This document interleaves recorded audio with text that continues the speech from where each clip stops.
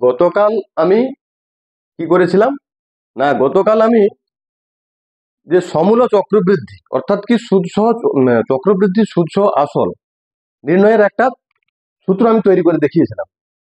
আজকে সেই সূত্র প্রয়োগ করে আমি মূল চ্যাপ্টারে ঢুকে আমি অঙ্কগুলো কষা শুরু করে দেবো।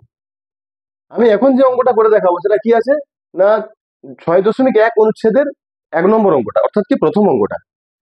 অঙ্কটাতে কি বলা হয়েছে, না আমার কাছে 5,000 টাকা আছে, আমি ওই টাকা একটি ব্যাংকে বার্ষিক 8.5% চক্রবৃদ্ধি সুদের হারে জমা রাখলাম।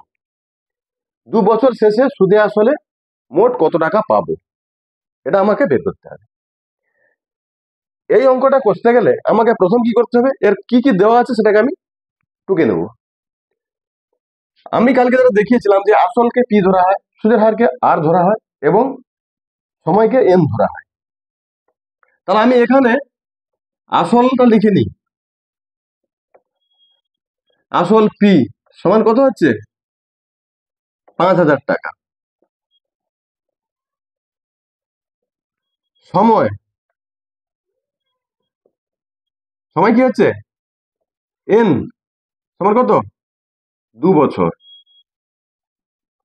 সুদের হার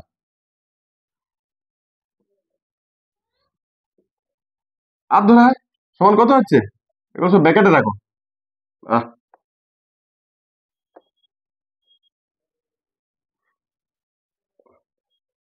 আর সমান কত হচ্ছে, না 8.5%।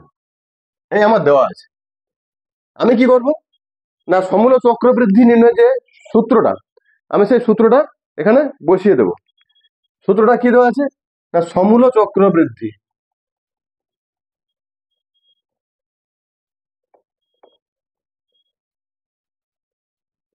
সমান কত হচ্ছে, না P into 1+r/100 whole N.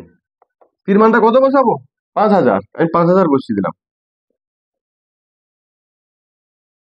গুণিতক 1+r এর মানটা কত হচ্ছে 8.5/100 হোল এন। এন এর মান কত, 2 বছর। এবার সেখানে সব সংখ্যা বসিয়ে দিয়েছি, তাহলে আমি টাকা লিখতে পারি। সমান কি করতে পারি, এখানে 5,000 আছে, 5,000 লিখলাম, গুণিতক এখানে 1 আছে প্লাস, এটা দেখো 8.5 আছে, আমি যদি এই 8.5-এর দশমিকটাকে তুলে দিই, দশমিকটা তুলে দিলে কি হবে, নিচে 100 ছিল 100 লিখলাম, এর দশমিক ছিল দশমিক বিহীন লিখেছি, তাহলে কি আছে, একটা সংখ্যার পরে দশমিক ছিল, আমি সঙ্গে সঙ্গে এখানে কি করবো, একের পিঠে একটা শূন্য বসিয়ে দেবো নিচে, তার বাইরে স্কোয়ার ছিল, আমি স্কোয়ারটা লিখে দিলাম, এত টাকা। এই হলো। এরপর কি করব, না এরপর আমাকে সাধারণ সরলটা করতে হবে। কি করব, এটাকে কাটাকাটি করে দেবো, 5×17=85, 5×2=10, এটা হলো। এবার দেখো তাহলে এটা হবে কত, বাস্তব ভিতরটা 1+17/200। আমি ওই 1+17/200-কে ভগ্নাংশে যোগ করলাম, একটা স্টেপ জাম্প করে, তাহলে এখানে আমি 5,000 লিখলাম, গুণিতক এটা কত হবে, 200 হবে। তাহলে একের নিচে 1 আছে, 1 দিয়ে 200-কে ভাগ করলে 200 হবে, 200×1=200 যুক্ত, এটা 200 হচ্ছে, তো 200-কে 200 দিয়ে ভাগ করলে 1 হবে, 1-এর সঙ্গে 17 যোগ করলে 17, তার বাইরে কি আছে, স্কোয়ার আছে, এত টাকা। এবার আমি কি করব, না এটা 217 হচ্ছে, একটা স্টেপ যদি আমি জাম্প করে দিই, 217/200 তার স্কোয়ার হচ্ছে, তাহলে 217/200 স্কোয়ার মানে আমি ওকে আমি দুবার লিখে দেবো। তাহলে কি করি, সমান 5,000 গুণিতক 217/200 গুণিতক আরেকটা লিখে দেবো 217/200, এত টাকা।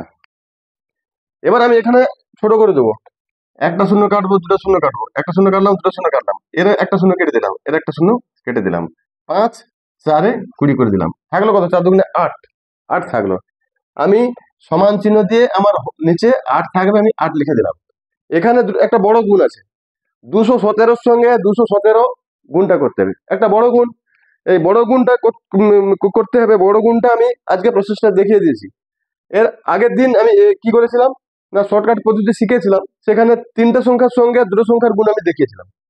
আজকে এখানে আমি কি করব না, তিনটা সংখ্যার সঙ্গে তিনটা সংখ্যার গুণ দেখাবো কিভাবে শর্টকাট বের করতে হয়। আমাকে এখানে 217 সঙ্গে 217 গুণ করতে হবে। আমি গুণ করবো, এক লাইনে গুণ করবো। সিস্টেমটা কি, ভালো করে সিস্টেমটা দেখে নেবে সবাই। এই এককের সঙ্গে এককের গুণ করবো। 7-এর সঙ্গে 7 গুণ করলে কত হবে? 7 7 49, 49-এ 9 লিখবো, হাতে কত থাকবে? 4 থাকলো, এই থাকলো। এবার মনে করবো প্রথম দুটো আমার নেই, ওই দুটো আমি কি করবো, এই কোনাকুনি গুণ করবো। গুণ করে তার জায়গায় যোগ করবো, কার সঙ্গে? এই যে হাতে যেটা ছিল তার সঙ্গে আমি যোগ করবো। 7 একে 7, তাহলে এর সঙ্গে যোগ করবো। আর একটা কি, এই 7 একে 7 সমান কত হচ্ছে? 7 7 14 4 18, 18 হচ্ছে। 18 হচ্ছে, আমি 18 কি বসাবো? 8 বসাবো। হাতে থাকলো কত? 1। আবার একই রকম ভাবে এগিয়ে যাবো। তাহলে আমার এটাকে বাদ দিয়ে রেখেছিলাম, এই দুটোর মধ্যে কারবার করলাম। এবার কি করব, এটার সঙ্গে এটা, এটার সঙ্গে এটা, এবং মাঝে দুটা ওইভাবে পরপর যাবে এর সঙ্গে। তাহলে 7-এর সঙ্গে 2 গুণ করলে কত? 14 যুক্ত, আবার এই 7-এর সঙ্গে এই 2 গুণ করলে কত হবে? 14 যুক্ত, মিডিলে দুটো, একে একে 1 সমান কত হচ্ছে? 14 14 28, 2 30, 30 হচ্ছে। 30-এর কত বসাবো? 0 বসাবো, হাতে কত থাকবে? 3। ঠিক একই সিস্টেমে এবার যাবো, এই গেল। তাহলে আমার এই মাথা পর্যন্ত চলে আসছে। এবার কি করব, ভাবো এই লাস্টে দুটো নেই, তাহলে এই প্রথম দুটোর মধ্যে 2 একে কত? 2 যুক্ত 2 একে কত? 2 হয়ে গেল, সমান কত হচ্ছে? 4 3 7, 7 হচ্ছে। এখানে দেখো সিঙ্গেল অঙ্ক পাচ্ছি, সিঙ্গেলটা বসিয়ে দিচ্ছি। তাহলে এখানে আর হাতে আর কিছু নেই, হাতে কিছু নেই, শূন্য ধরতে পারি বা কিছু নাও থাকতে পারে, যুক্ত। ঠিক আছে, এবার কি হবে না, এই দুটো গুণ হবে, 2 দুগুণে 4, যোগ করলে কত হচ্ছে? 4 বসিয়ে দিলাম, 47 0 89। তাহলে কত হচ্ছে? 47,089 টাকা। 47,089 এত টাকা হচ্ছে, এত টাকা। এইটাকে আমি কি করবো? 8 দিয়ে ভাগ করে দেবো। 8 দিয়ে ভাগ করে দিলে কত হবে? সমান 8 দিয়ে ভাগ করলে কত হবে? 8 5-এ 40, 8 5-এ 40, 848 বেশি হয়ে যাচ্ছে, তাহলে 8 5-এ 40 গেল, থাকলো কত? 7। 7-এর পরে কত? শূন্য নামবে, 0 70, 8 8-এ 64, 8 8-এ 64, 6 থাকলো, 6 10 8 68, আবার তাহলে 8 8-এ 64, 64, 4 থাকলো 49, 8 6 48, 8 6 48, 1 থাকলো, 1-কে 1-এর পরে দশমিক দিলে 0, 10 হলো, 8 8-এ 8-এ 8, 9 10, 2 থাকলো, তাহলে 8 2 16, 4 থাকলো 40, 8 5-এ 40, এই তো হয়ে গেল। 8 দিয়ে ভাগ করলে এইটা হবে 5,886 টাকা 125 পয়সা। এই হয়ে গেল, এই আমার অঙ্কটা কোথায় গেল। তাহলে আমার 2 বছর পরে সমূল চক্রবৃদ্ধি কত হবে? না এত টাকা। তাহলে আমি লিখে দিতে পারি, অতএব 2 বছর পর সমূল চক্রবৃদ্ধি হবে আমার কত? 0., টাকা। এই আমার অঙ্কটা হয়ে গেল।